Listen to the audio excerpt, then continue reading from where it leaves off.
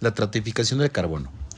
Aunque pueden utilizarse diferentes instrumentos para mitigar el cambio climático, la estratificación del carbono suscita una tensión cada vez mayor. En la lectura se analiza la función de la estratificación del carbono, sobre todo en la reducción de las emisiones de los gases de efecto invernadero. Asimismo, la repercusión del comercio internacional y las políticas comerciales. La estratificación consiste en fijar un precio para las emisiones de gases de efecto invernadero, lo que puede motivar a las empresas y los particulares a adoptar decisiones estratégicas, además de inversión y compra más acertadas, inicuas, para cuidar el medio ambiente. La proliferación de sistemas en la estratificación del carbono pone en relieve una cosa: la urgencia para hacer frente al cambio climático, pero asimismo puede dar lugar a un mosaico complejo y necesario de los sistemas nacionales. A fin de encontrar soluciones comunes a esta estratificación del carbono, es fundamental algo: una mayor cooperación internacional y exigirle a esas organizaciones que sigan siendo o que sean un foro adecuado para contribuir en este reto. El segundo reto es reducir de forma significativa las emisiones de gases de efecto invernadero. ¿Por qué?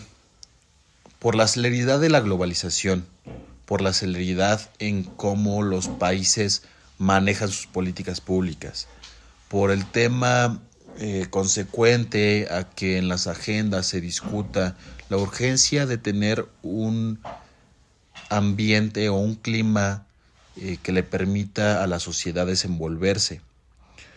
Se ha vuelto acuciante para los responsables de la formulación de políticas públicas y de hecho se ha revivido este debate sobre las respuestas adecuadas, no solo en materia política, sino en materia climática. La estratificación del carbono suele considerarse un instrumento importante, en parte para acelerar la transición de altas a bajas emisiones de carbono, ya que esto además incentivaría a las empresas y los particulares a no solo reducirlas, sino pagar por ellas. Las emisiones de gases de efecto invernadero generan costos sociales y de mercado, también denominados, conforme a lo leído, externalidades, que no se reflejan en el valor de los productos, servicios o activos financieros. A fin de corregir este fallo, numerosos economistas presentan a menudo la estratificación del carbono como el enfoque más eficiente para reducir las emisiones de gases de efecto invernadero. Ahora, la tarificación del carbono es un instrumento de mercado que fija un precio. ¿Un precio para qué? Para el dióxido de carbono. La tarifa del carbón se puede imponer implícitamente a través de los costos de cumplimiento o de reglamentaciones basadas en los precios. Si no existen acciones climáticas coordinadas, los países con objetivos climáticos más ambiciosos podrán tener un incentivo para adoptar algunos mecanismos de AFC, a fin de mitigar el riesgo de fuga de carbono y la pérdida de competitividad, que podrán derivarse de grandes diferencias en los precios del carbono entre uno y otro país. Este organismo podría reducir la fuga de carbono por la vía de la competitividad, al pagar un agravante a los productores extranjeros o tarifas diferentes sujetas al mismo precio. Todo esto para conservar un mercado de exportación, para conservar un mercado más saludable y eficiente.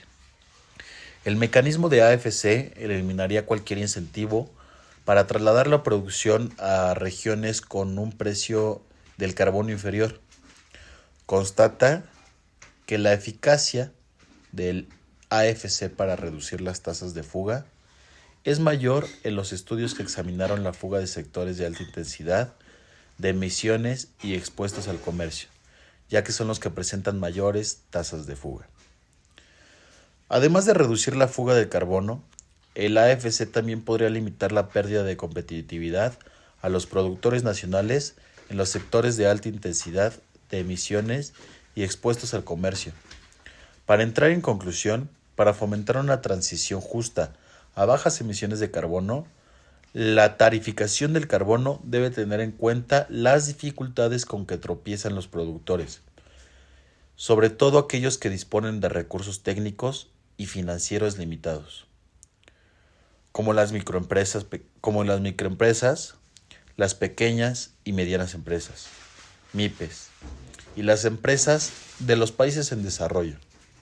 Ahora, de cara a lograr una tarificación del carbono más inclusiva, es fundamental facilitar el acceso a tecnologías y servicios con bajas emisiones de carbono y proporcionar apoyo para la contabilidad del carbono.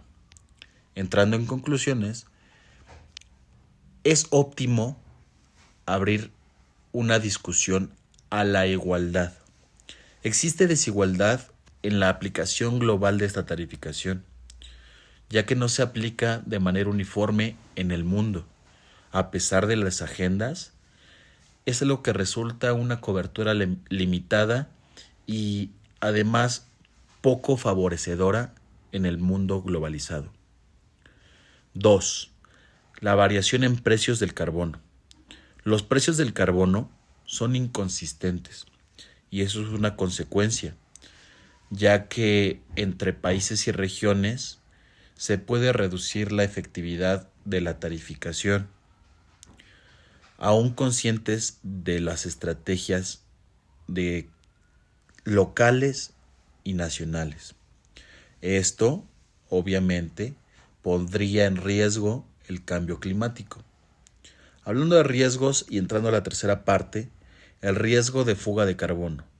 La fragmentación en los sistemas de tarificación incrementa el riesgo de fuga, donde las industrias de alta intensidad de emisiones se desplazan a países con regulaciones más laxas, más light, lo que afecta su competitividad.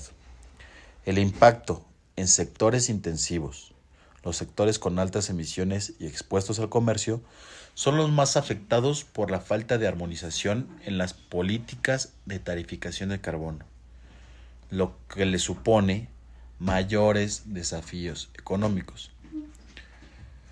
Ahora, cerrando, es importante también ahondar en los costos administrativos y sus cumplimientos, una mayor igualdad y sobre todo, en este último punto, una mayor coordinación, no solo en las políticas de tarificación, que imponen costos adicionales por los gobiernos y empresas, sino facilitar una implementación eficiente y sobre todo transversal a las políticas públicas.